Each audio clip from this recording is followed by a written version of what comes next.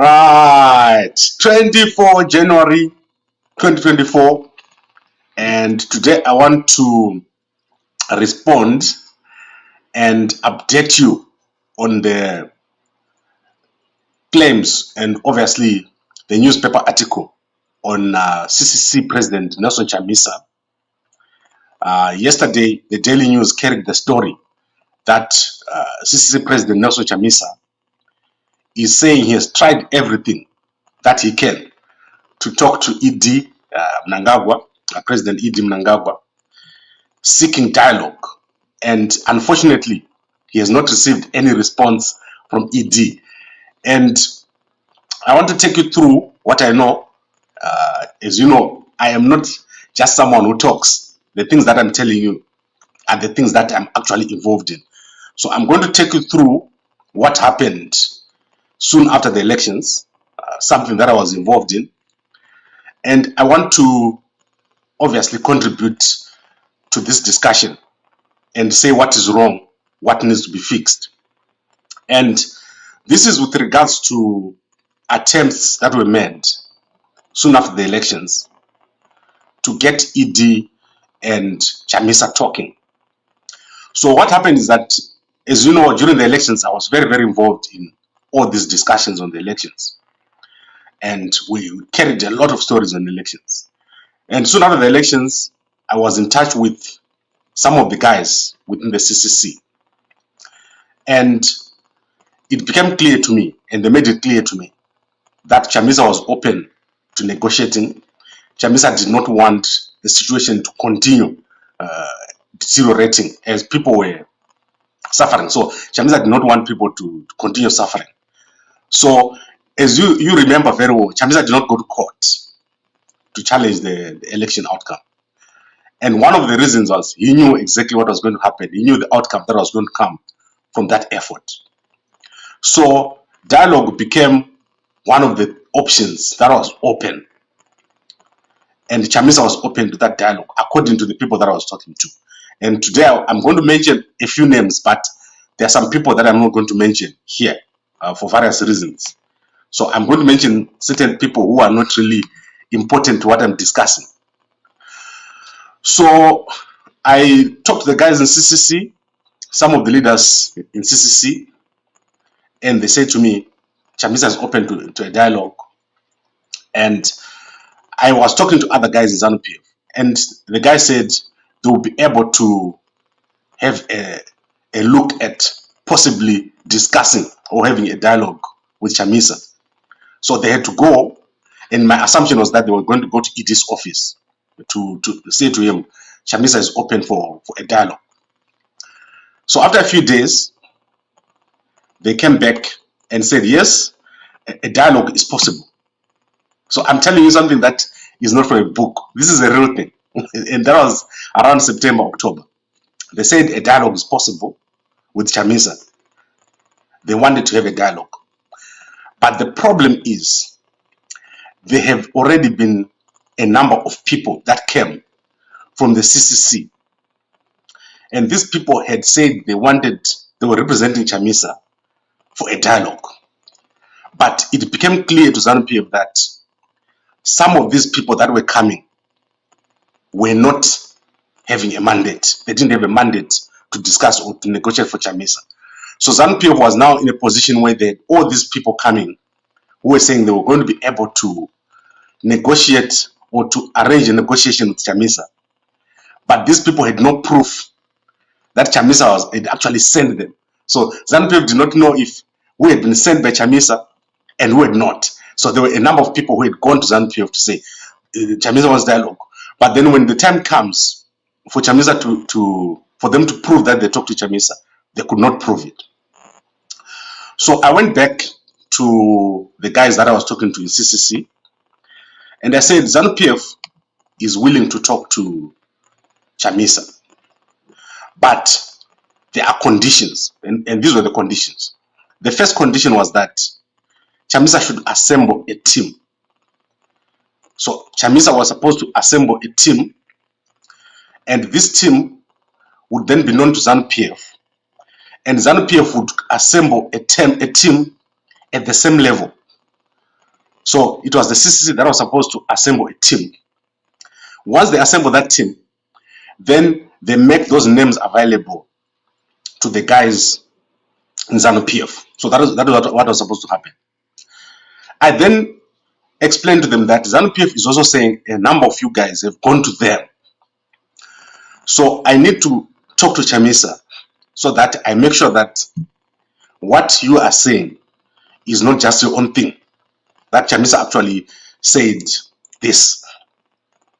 So after a few days, I got the number of one of the spokespersons. I actually gave the number, but I was told to talk to one of the spokespersons of the CCC. So that time the spokespersons were Mahere and Ostalos. So one of those, I talked to them, and they said to me, Gambakwe, you can't talk to Chamisa because Chamisa does not negotiate on these issues of dialogue. There's someone who's nominated to speak on this issue of dialogue. So that guy or that lady gave me a number and said that this guy is the one who is responsible for dealing with issues of dialogue in the CCC. And if you want to confirm that Chamisa wants to be in dialogue, you must talk to that guy. So I went to that guy, and the plan was that I was going to leave here in Johannesburg and go to Harare and talk to the guy or have a call. At the time, Chamisa was in South Africa, but I was unable to talk to him. And so we got in touch with the number or the guy that we've been given by the spokespersons and tried to talk to him to say, ZANU-PF has said you can bring your team of the same level, so you need to assemble a team. And that guy was the one who was supposed to assemble that team. Unfortunately, the guy did not respond. The representative of Chamisa did not respond. I called him multiple times, and he kept saying he would set up an appointment, but he never did. So eventually, I had to go back to the representative of ZANU-PF. And before that, let me explain. A senior ZANU-PF member or leader called me and said, and talked general about dialogue. I'd never talked to him about this issue. So he just called me out of the blue. And it was clear to me that ZANU-PF had genuinely, the guy who had gone to ZANU-PF, he had genuinely talked to people in ED's office, because I got a call from someone that I had not talked to for more than 2 or 3 years. And the guy just called me out of the blue and was talking about the dialogue. So it was clear to me that ZANU-PF was ready to meet the Chamisa people. But as I said, there were 2 conditions. One condition was that Chamisa should assemble a team at the same level. ZANU-PF would then create a team and they meet and talk. But the second condition was that there was to be no discussion on legitimacy and rigging. So ZANU-PF were not willing to negotiate rigging and legitimacy. So that was the condition, that when Chamisa comes, he should not come the Jiggy's demands. So they say the Jiggy's demand, he mustn't come and have that negotiation, and he must be respectful. So that is the conditions that they're given. I then went back to the guys that I was initially talking to, and I said, ZANU-PF is still waiting for an answer, but your guy who he gave us to represent is not there. So they gave me a number of Gladys Shatwayo and Timber. So those are the 2 numbers I got. I called Timber, in fact, I WhatsApp Timber, I WhatsApp Shatwayo, and I say, Shatwayo, how are you? That time they were in Tanzania. I think there was a SADC Troika meeting. I WhatsApp these guys and say, how are you? Because I wanted to talk to them. In fact, I was willing to go and talk to them in person, because I'd requested that I should be at that meeting. Obviously, as part of my investigations into what was happening, as a journalist or someone who runs media, I'm always interested in knowing what is happening. So Shatwayo did not respond. Timber did not respond. So at the end of the day, there was no one from the CC side who was willing, who was available to talk. And I had to go back to the ZANU-PF guys and say, unfortunately, guys, I'm very sorry, but no one from the CCC is available to talk. No one is available from the CCC to engage in this dialogue, although initially they said they want to have that dialogue. Although my understanding is that Chamisa was willing to have that dialogue. So as far as I'm concerned, this is where it was. ZANU-PF cannot move without you guys moving from the CCC side.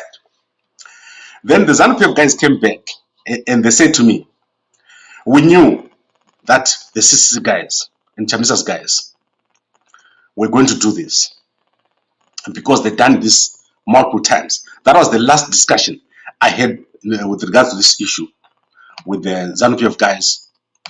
And the next time I heard about dialogue was the day when Christopher Mnangagwa was now making a press statement saying Chamisa had sent such and such people to do dialogue, which means there were other parallel processes taking place with regards to dialogue. At the same time, I also talked to members of the international community, so people from other countries. And there was a sense that Chamisa was making a mistake by trying to negotiate with ZANU-PF. They felt that it was very unprincipled to have a discussion with ZANU-PF, and they were actually taken aback to say, while Chamisa was talking about the rigging, because that was a very, very moment soon after the elections, he was now willing to have a negotiation with ZANU-PF, and so many people from CCC were going to ZANU-PF for a negotiation or for a dialogue. So they felt very much taken aback about the fact that Chamisa was willing to have that dialogue. So that was the sense that I got, and it was clearly communicated to me that there was disappointment that Chamisa was willing to engage with ZANU-PF. And there was also, I think, a misunderstanding among CCC supporters of what could be done soon after the elections, what Chamisa could do, and what SADC could do. There was a big misunderstanding, and I think there was a big gap there in terms of how Chamisa was going to sell the negotiation with ZANU-PF soon after what was clearly a rigged election. How was Chamisa going to sell that dialogue with ZANU-PF to his members? So basically, everything fell there around October. It became clear that there was not going to be any negotiations between ZANU-PF and CCC, and everyone went back to their original position. There was no going back to dialogue. And as far as I'm concerned, this is where we probably had a best chance of having a dialogue between ED and Chamisa at that moment. So now I want to go back to where are we right now. And the point is that dialogue is the only way out of the current situation. There is no other way. You cannot, ED cannot go his own way, Chamisa cannot go his own way. All these two have to negotiate. The two of them eventually will have to sit down and negotiate. If you guys didn't know, the distance between Chamisa's office and ED's office is less than 50 meters in Harare. You will laugh when I tell you this. If Chamisa was to go out of his office and walk to ED's office, it would take him less than 5 minutes. That is how close these guys sit, but they don't talk. And this is a very, very sad situation. They need to be brought together. Dialogue is essential. But we have a number of stakeholders, and I think each side needs to play a part. And I always say I blame ED for anything to do with dialogue, because ED is the one that is responsible for dialogue. And this dialogue should be funded by the state. I keep telling the guys, and I kept telling the guys in ZANU-PF that you cannot have dialogue that is not funded. It has to be funded by the state. So the Zimbabwe government has to set up a structure to facilitate the dialogue. And I'm not talking about Pollard, I'm not talking about NERA or all those things. I'm talking about a platform where political parties in Zimbabwe can talk. But before we have that platform, you must understand that Chamisa wants a one-on-one dialogue. So there's a fundamental difference between how Chamisa sees dialogue and how ED sees dialogue. Chamisa would like a direct discussion with ED, and I do not know what will be the outcome of that. Whereas ED wants a low-level discussion, and then the structures of ZANU-PF will guide the dialogue and probably extract as many concessions as possible from Chamisa. Whereas Chamisa wants a very high-level discussion, and probably we're talking here about power sharing, about an election rerun, and so forth. So there's a fundamental difference between the two men on what needs to happen, and this is where you need a mediation, an international mediation. The difference between the two is so wide, but they all want dialogue. The difference is how each side sees who is responsible and what needs to be done. But from my side, ED is responsible for dialogue. It's him who is president. ED needs to kickstart the dialogue. He cannot ignore Chamisa. I don't think that is right for ED to ignore Chamisa. ED needs to do what needs to be done. On Chamisa's side, Chamisa needs to assemble a powerful team that can negotiate. He needs to put in place parameters. He needs to be ready for the dialogue. So it can't just be letters. There's need to properly constitute a group that can engage with ZANU-PF at the same level. So I think that offer is too open for Chamisa to set up a team and then present that team to ZANU-PF and say, here is my team that is willing to negotiate with you, and we can start negotiating. But Chamisa should not make the mistake of negotiating without a mediator. So there must be a mediator. Chamisa must go through a mediator. This team must be assembled, but then Chamisa should take that team to a mediator, someone who's very respectable, someone who's able to discuss at the level of ED. And then that person should then say, here is the list from Chamisa. ED, let's talk, assemble your own team. And I think the platform will be set if the Zimbabwe government was to provide funding. And then in terms of selling this idea to members of the international community and to his supporters, Chamisa has got a very big job, because I don't think people know and understand what is the expectation and what is the outcome of a dialogue. The outcome of a dialogue is probably something that will not provide Chamisa with everything that he wants. But I foresee that a power sharing arrangement would be allowed or would be open. So ED would be open to a power sharing arrangement, as long as on the table they have something like Chamisa recognizing ED. So this is what ED will probably say to Chamisa, that recognize me, drop all your claims of rigging, and then we're gonna go ahead. But if I was Chamisa, I would then also say, let's not have an election in 2028. Let's have a national transitional authority. Even though he is going to be in a power sharing arrangement, the next time there's an election, it will then have to be 2033. Okay, if I'm not mistaken. That means 2033, that's when we're going to have the next election. And Chamisa will be in a transitional system between now, 2024 to 2033. That means 9 years. There is no election in Zimbabwe.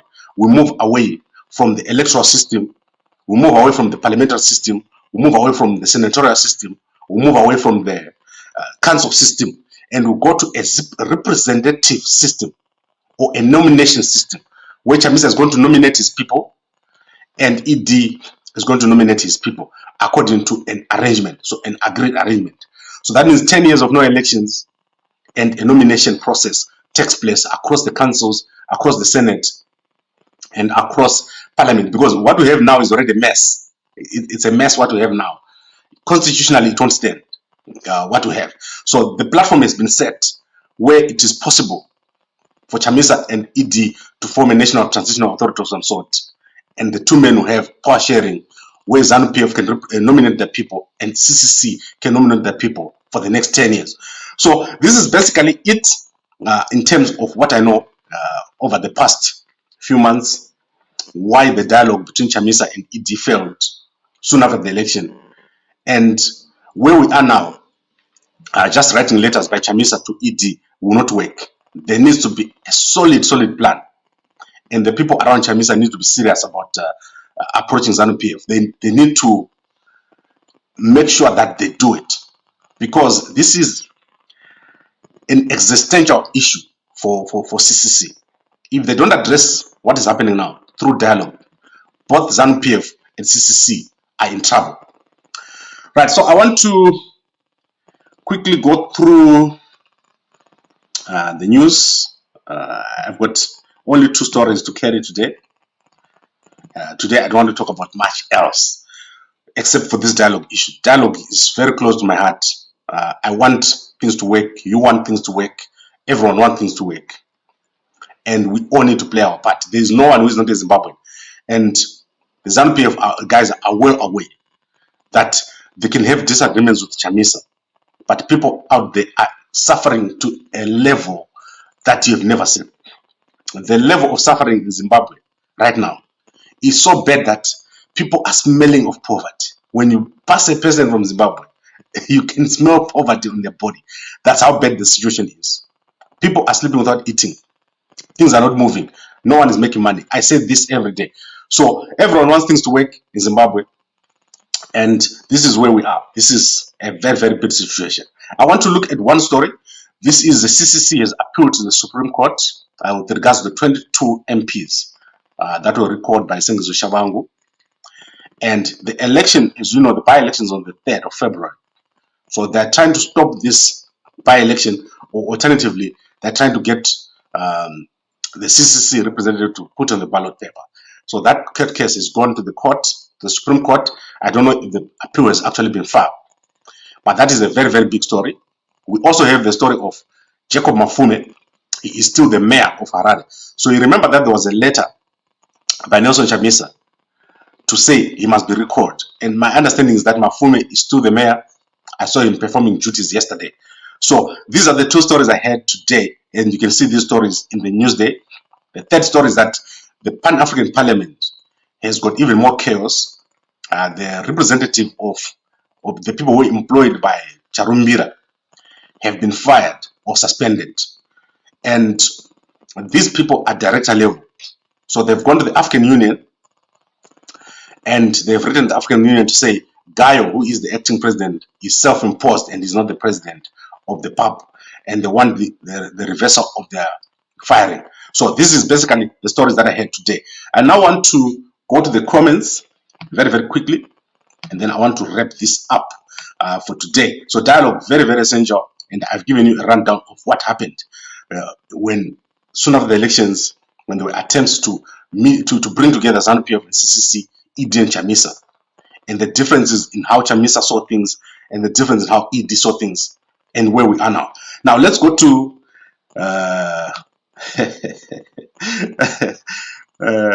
right. Did you say that you are not someone who talks? Prove it. Mkoma MS, I've proved to you. Gambakwe is part of the system that is there. Opposition and government, they're all my brothers. There is no one who is not talking to me, and there's no one that I don't talk to. You can see me criticizing ED, but if I talk to ED, he's going to listen to me. If I talk to Chamisa, he's going to listen to me. That is the role of the media, not to just talk. Then let's go to Edwin. Edwin say, yes, I did not mention anyone's name. The only name that I mentioned was Lady Flatwire and Timber, who are the negotiators. I talked to these people, I WhatsApped them, and they were not able to respond.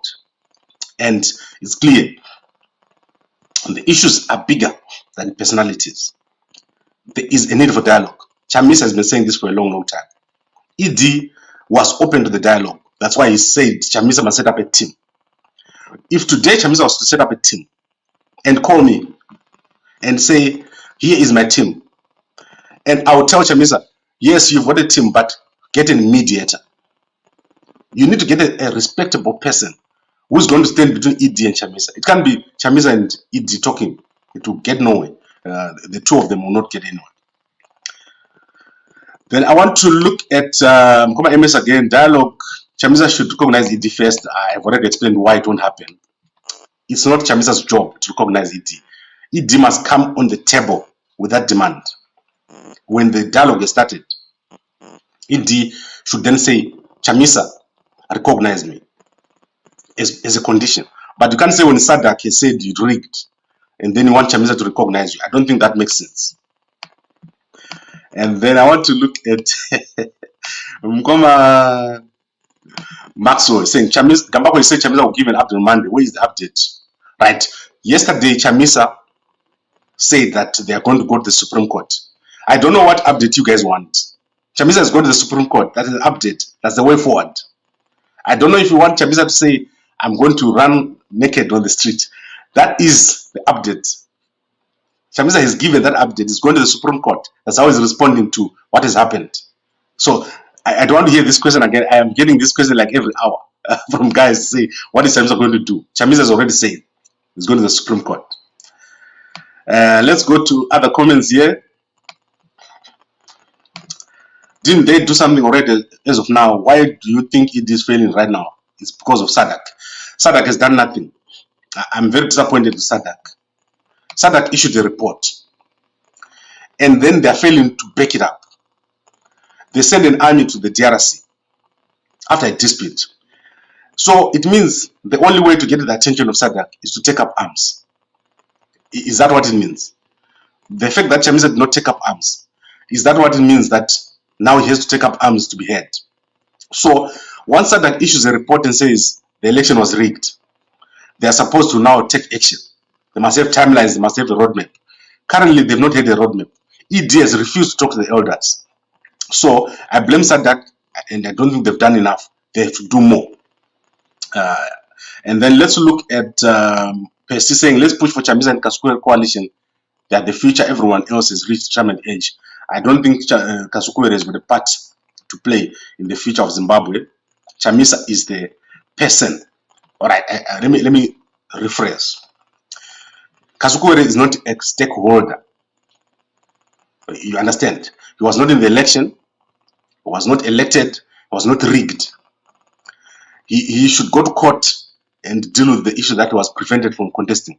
But he can become a stakeholder in the electoral dispute between Chamisa and Mnangagwa. The two stakeholders in this dispute is Chamisa and Mnangagwa. Those are the two. So if there's any dialogue, you can bring other parties. The two must dialogue, Chamisa and ED, and there must be an agreed parameter, and there must also be a mediator. So a mediator is someone like the, I think that is Father Mkonori.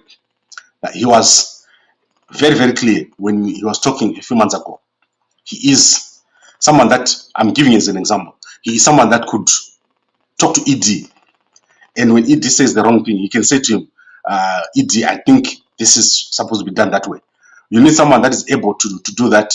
You need a president of a foreign country or something like that. You don't need just someone who's talking, like talking between Chamisa and Mnangagwa is not going to be enough. It has to be something that is really mediated, something formal, something funded by either the government or international bodies. You cannot have anything else. It has to be funded because there needs to be money here. And the outcome must be funded.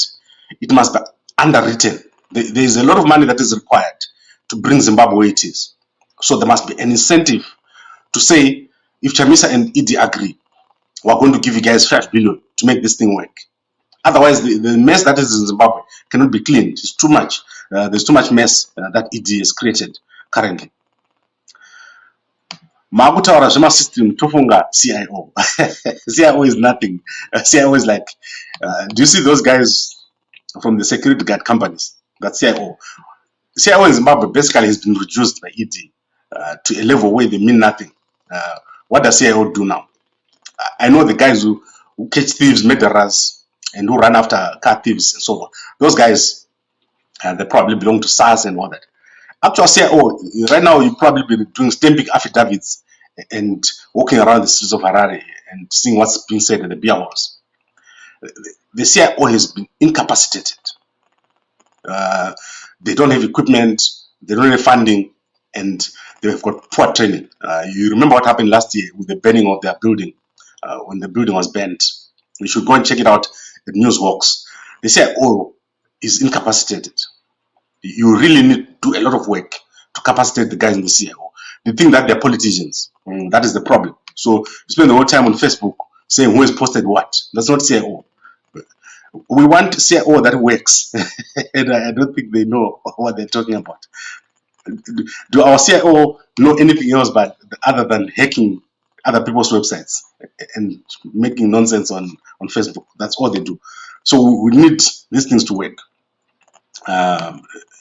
The structures, systems have have been destroyed under ED's rulership. This is the thing that I'm talking about. The financial system is gone. The security system is gone. Even the social services is gone. We need this to be fixed. That's why I want the dialogue. You cannot continue with this situation where you're just waiting for everything to collapse and then you start working. So these guys need to be pushed to talk. Once they talk, there needs to be a proper roadmap. The next 10 years, no elections. You don't need this. And then Chamisa and ED in a transitional arrangement, which is underwritten, which is funded. That's critical. And you need to sell this to the international community. They don't understand why Chamisa should talk to ED. And ED needs to fund this through a government project. It must be on a platform of the government. It mustn't be something that is just happening from nowhere. It must be funded. Right. The last comment, say they haven't done enough, but they don't say they didn't do anything. The SADC are indirectly isolating ED. You can see this. ED is being isolated even from SADC duties. I agree. ED is like a 4-letter word, right? It's only a 2-letter word. But what I'm saying is, it's not enough to isolate ED. It's not enough because the ordinary people are suffering. So ordinary people on the streets are suffering. That's where we need to work. This is it. So I think we are done here. I've said enough.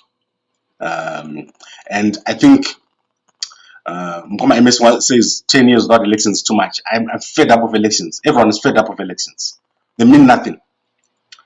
What have you ever gotten from elections in Zimbabwe? Except endless and endless conflicts with no direction. The GNU period of Morgan Tsvangirai and Mugabe was the most successful period for our country. The reason is our politicians are too polarized. They don't know how to operate and separate politics from business. So politics is affecting business, and we're tired of elections. Everyone is tired of elections. And look what is happening with the records. It's unheard of. So these elections must not happen again for the next 10 years. We must have a period where both Chamisa and Mnangagwa are in a transitional arrangement of some sort. But this must be mediated, must be formalized, and it must have a roadmap and outcomes. And also it must be underwritten with the idea of reviving the Zimbabwean economy. The Zimbabwean economy has crashed to a level that you've never seen before. And we want our Zimbabweans back home. All these Zimbabweans who are all over the country are living under conditions that you have never seen. Most Zimbabweans are living in very, very difficult conditions. Right, if these guys don't sit down, what do you think will happen? Someone else is going to come up with a solution, and you won't like the solution. Within the next few years, there will be a solution that does not include Chamisa and ED. So you must understand what I'm saying. If ED and Chamisa don't sit down and deal with this thing, someone is going to bring a solution that you won't like, and 10 years will be nothing. What is going to happen is going to be more than 10 years in the making. And as I said, to walk from Chamisa's office to ED's office, it's less than 5 minutes. They literally share a wall. The office of Chamisa and the office of ED, they're in the same block. And these guys are failing to talk. I don't understand it. Right, so I think I'm done here for today. And I hope that you understand very, very clearly what I've said. Dialogue in between ED and Chamisa was attempted soon after the election, and it didn't work. The reason why it didn't work was because on Chamisa's side, they were unable to provide a team which would match a team on ED's side. There were multiple people going to ED and to ZANU-PF saying they're negotiating on behalf of Chamisa, but without proof that they've got a mandate to do so. And the people around Chamisa were not responding to calls when being asked to talk and to assemble that team that was to go and engage with ED. So I know that while Chamisa would want to directly talk to ED on a same level, I think the beginning is firstly to assemble a strong team, to put in place parameters, and then to find a mediator that is acceptable to both sides and have the negotiation with the outcome of 10 years of no elections and the transitional authority, which will lead into an underwritten economic process or policy to revive the Zimbabwean economy. That is where we need to go. And that is my view on this whole thing. And also, that is my part. Nothing secret here.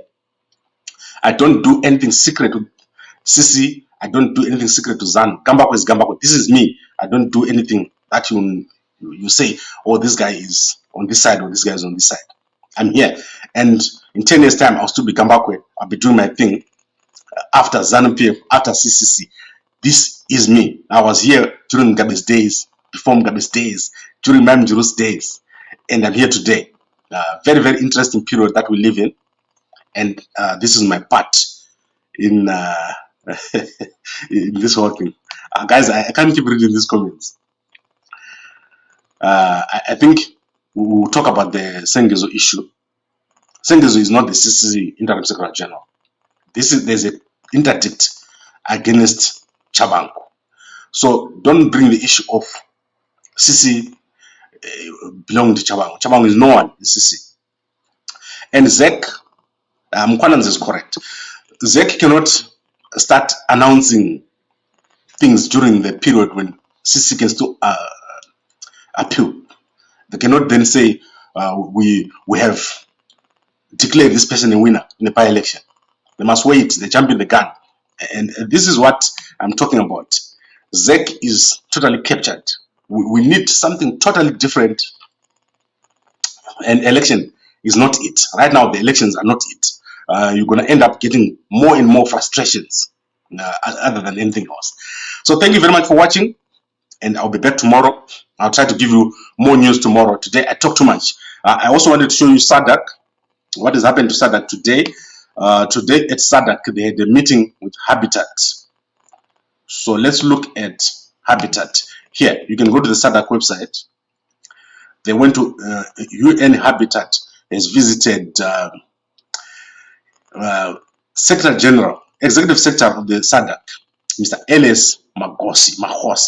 Mr. Mahosi has done a good job at SADC. The guys at SADC are doing a good job. So that is SADC there.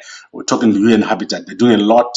SADC is now a respectable body in Southern Africa because of the work of these guys in Botswana and the Secretariat. They've done very, very well. And we need to keep supporting the work they're doing. Thank you very much, everybody, and a good day to you all.